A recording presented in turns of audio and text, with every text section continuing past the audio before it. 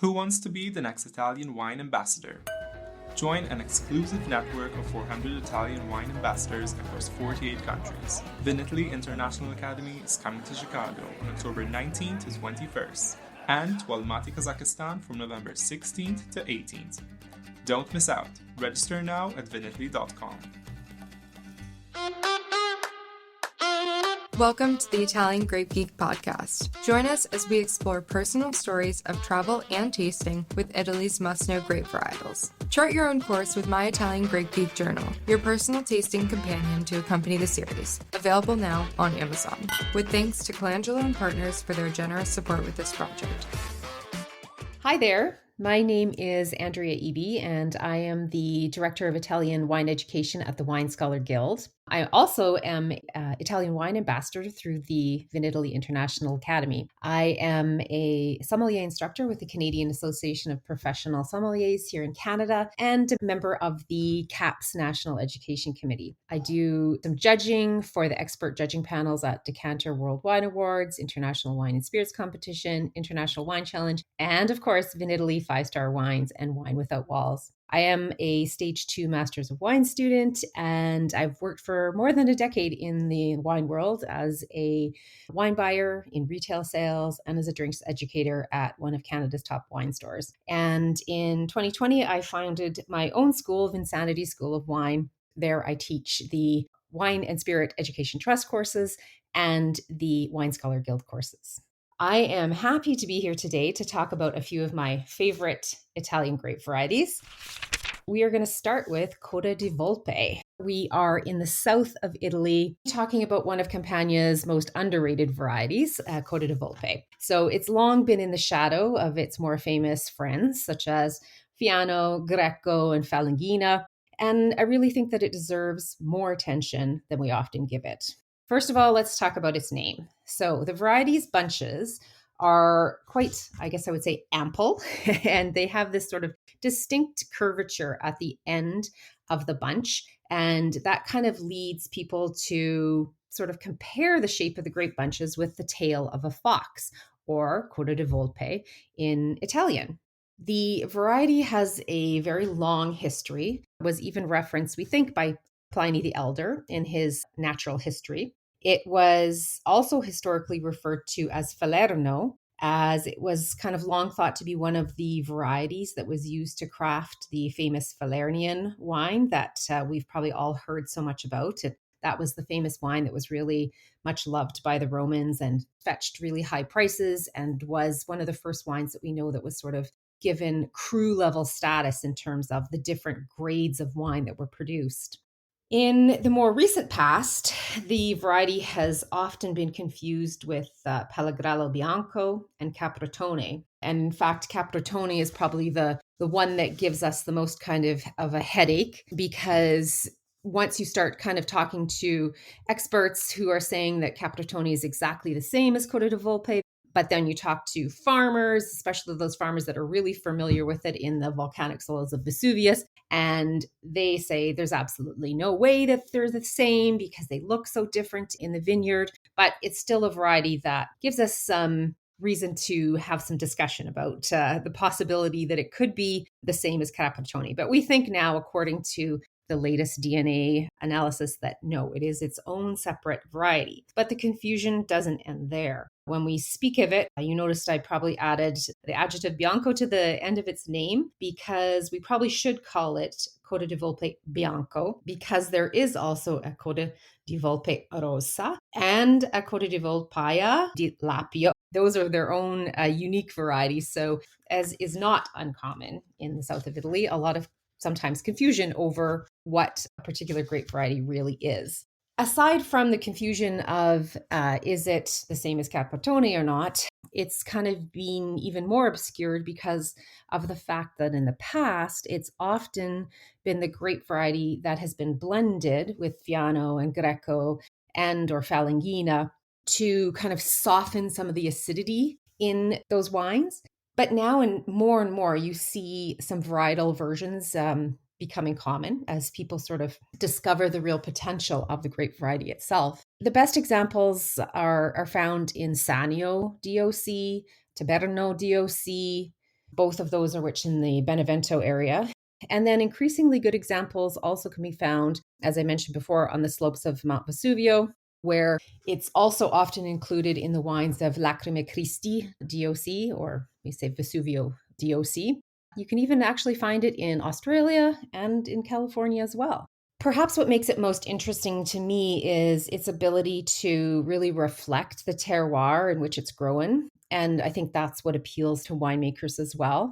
The wines coming from those sort of more calcareous sedimentary soils of Irpinia have a kind of more fruit forward expression of the wines. Whereas when you taste a Coda di Volpe from more volcanic soils, it seems to produce much more austere, kind of mineral focused expressions of the variety.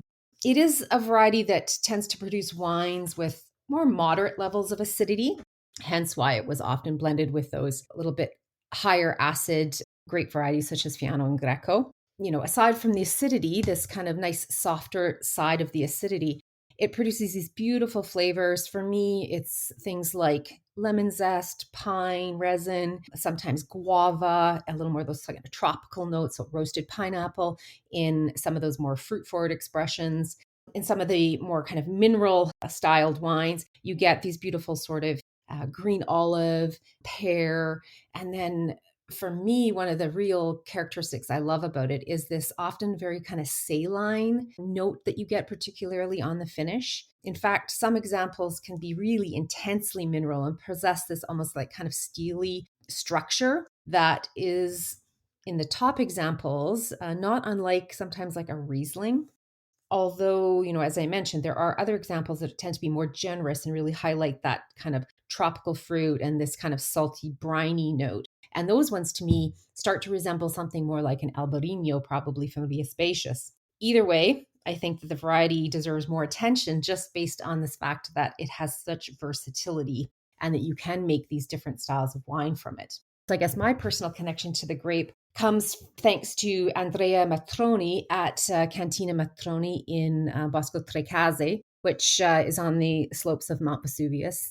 Andrea and his family have a winery there, Cantina Matrone. In 2020, I had the pleasure of visiting him there, and he gave me such a comprehensive tour of the area and really kind of taught me so much about the grape varieties there and showed me the difference in the vineyard between the Capretone and the Coda di Volpe. So for me, I'm a believer that they're two different things. But it is really thanks to him that I have a much deeper understanding of the kind of terroir of Mount Vesuvius and the different grape varieties there.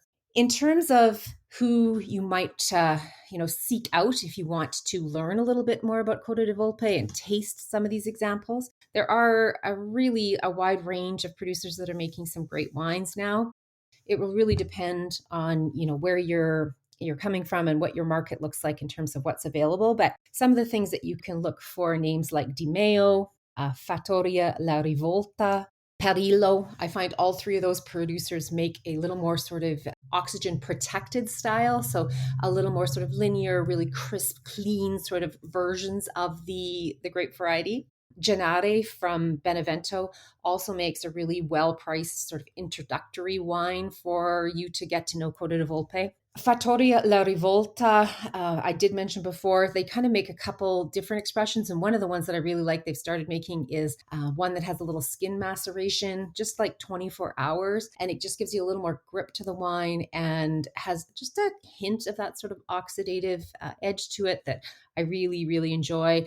Gives it a little more of that sort of apricot and quince kind of fruit profile, but a delicious example. You have some of the really historic wineries in the region making some good examples as well. So Mastro Berardino makes a Lacrima Christi del Vesuvio wine that is 100% Coda di Volpe. Fontana Vecchia, also from Sannio. That one I find quite Albarino-like. It really has a lot of that kind of really salty, briny tang to it. Terradora di Paolo also makes a good example. So lots of things out there if you are looking to get to know Coda di Volpe a little bit better. You have a great glass of Coda di Volpe, hopefully a good bottle, right? But it's not just a glass. And you want to pair that with some food. So many options. I have really enjoyed it. Obviously, when you're having a glass of Coda di Volpe and you're sitting near the coast near Naples, it's hard to resist just pairing it with all of the beautiful regional kind of cuisine. So I've really enjoyed it with things like a great margherita pizza from Napoli. I've had the opportunity to try it with like bufala mozzarella that is still like warm from the fattoria. Those have both been fantastic pairings.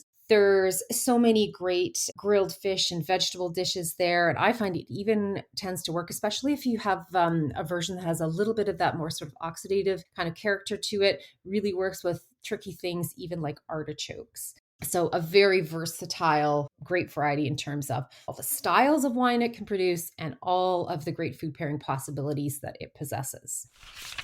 Now we're going to talk about, we're going to switch right from the south of Italy and we're going to head all the way north to Piemonte.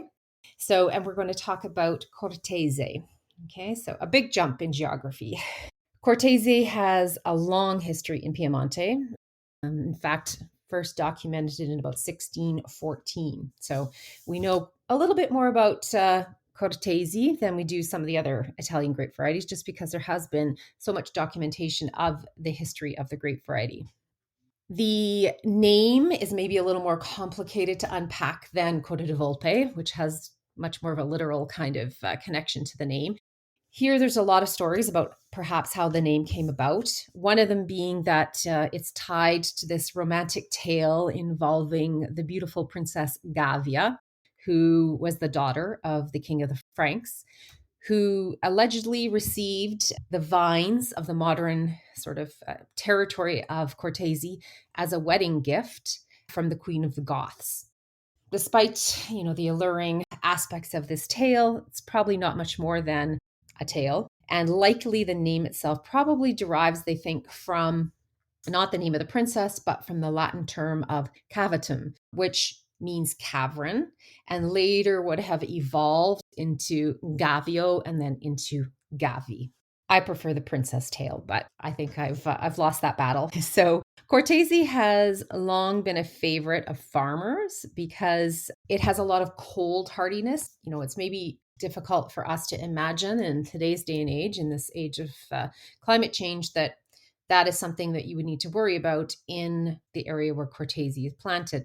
However, in the past, it was something that was a real concern. So it had this cold hardiness, but it also has a tendency to yield very generously. So while that was something that was really valued by farmers in the past, it's actually a characteristic that almost nearly led to its downfall in more recent times. But we'll talk about that in a little bit. It is a quite thin-skinned grape variety. So in wetter years, you can have issues with gray rot or oidium. However, now we know that we've identified more than 75 different sort of biotypes of Cortese, and some definitely show better resistance to fungus and oidium and that sort of thing than other grape varieties. So some of that sort of natural weakness can be mitigated by choosing the right biotypes to plant. The majority of Cortese vines are found in Piemonte. About 90% of them are found in Piemonte, but particularly focused in the provinces of Asti and Alessandria. Pockets are also found in Otranto Pavese and of course in Veneto, but Piemonte is definitely where the most well-known examples come from. Most people probably really associate Cortese with the hills surrounding the town of Gavi. Here and in the kind of close by town of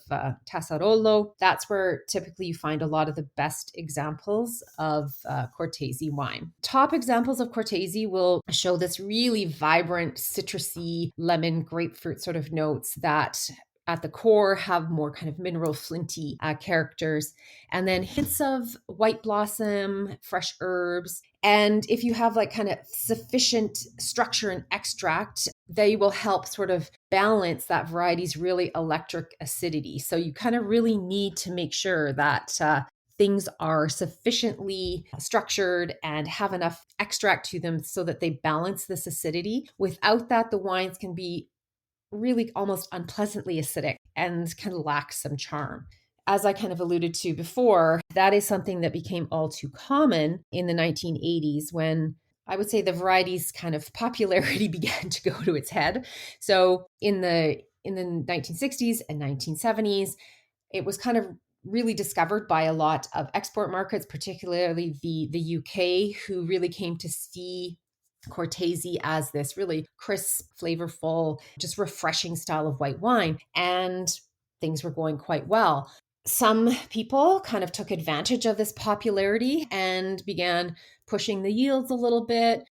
Maybe you had some years where the weather wasn't as great and you ended up with a lot of really kind of thin, dilute, uninteresting wines. The market started to pick up on that and sales were dropping. Yields at that time were really pushed and you had these kind of mean and meager wines flooding the market. Today, however, there's a new generation of winemakers that really recognized what was happening and kind of put a stop to it. I wouldn't say begun, have really restored the variety's reputation. And now there's a lot of really excellent examples of Cortese in the market. One interesting thing about Cortese is that it also, because of its really beautiful high acidity, makes some great sparkling wines. And we're seeing those sparkling wines really starting to garner more attention by using the grape's high acidity to its advantage. It's not like a really overtly, intensely sort of flavored grape variety in terms of the wines that it produces, but more subtle kind of flavors, that kind of fresh squeezed lime, some beautiful sort of like fresh cut grass, honeydew melon, some Granny Smith apple, maybe some sort of pink grapefruit, notes of like sort of blanched almond and pear, and then with this beautiful, refreshing acidity. To me, they make really wonderful alternative to things like a really run-of-the-mill Pinot Grigio. I think there's a lot of opportunities there. And I think that kind of relates to one of my personal kind of connections with Cortese. One of my personal connections to Cortese is associated with teaching WSET level 2, because many times I will have a class full of students that have never tasted Cortese before. After I pour the Cortese and we have a chance to taste it and chat about it, inevitably, always in the class, one student will say, "Why would anyone drink Pinot Grigio if Cortese exists?" And I always think it's funny because in Canada, it's just not a great variety that you see very often. It's not a wine that you see very often. Whereas when you go to the UK, you have so many more examples. And I think a lot of people are buying Cortese perhaps instead of Pinot Grigio. But in my market, unfortunately, Cortese is, I would say, woefully underrepresented. And sometimes when I'm teaching the class, it's almost impossible to find an example of it. So Cortese producers, take note, because there's opportunities there. In terms of, wines that I've tried and what I've learned from that, I think Cortese is one of those grape varieties that it really pays off to know the producer. Sometimes if you're just kind of, going to the grocery store shelf and picking blindly, you can end up with something that's maybe a little boring. So, knowing the names of some producers can really be helpful. In terms of some of the benchmark producers like La Mesma, Il Poggio, Rolia, those are all big names in terms of benchmark producers, particularly from the area around Gavi. If you kind of expand your Cortese search area into more the Monferrato area, Acco Nero is a great producer and a fairly new producer. Probably going to butcher the pronunciation on this because my Latin is not great, but Hic et Nunc, which in Latin means here and now. I think it's also perhaps one sort of famous line from the Vampire Diaries, if there's any fans out there. They make a great Cortese called Busone. A couple kind of exciting new producers that I've just heard about lately. Haven't had a chance to try the wines, but people that I really respect have been telling me about them. Bertolino Vini from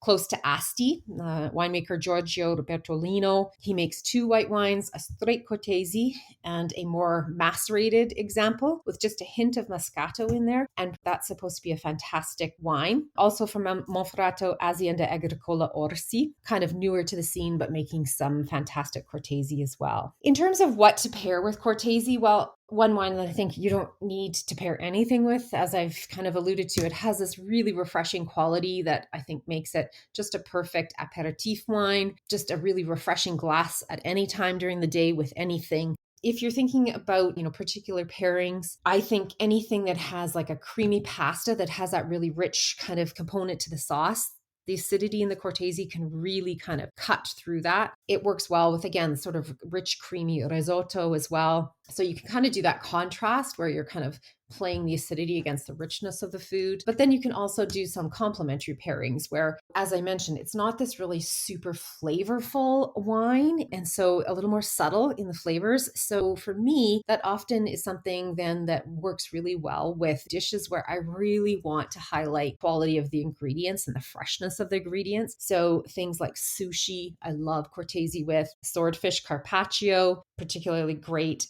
I think my favorite pairing with Cortese, or my favorite experience with Cortese, came with just, sharing it with friends, because I was working at a winery in Tuscany, and after a very, very long day of picking grapes in, incredible heat and, processing everything at the winery, we got back home, and one of the girls that I was working with was from Piemonte, and she had brought a selection of Cortese, Gavi, and different Monferrato examples with her to Tuscany.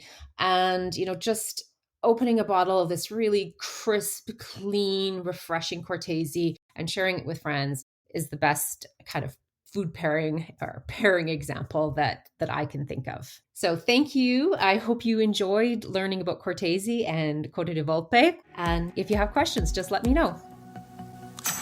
Listen to the Italian Wine Podcast wherever you get your podcasts. We're on SoundCloud, Apple Podcasts, Spotify, Himalaya FM, and more. Don't forget to subscribe and rate the show. If you enjoy listening, please consider donating through ItalianWinePodcast.com. Any amount helps cover equipment, production, and publication costs. Until next time, cin cin.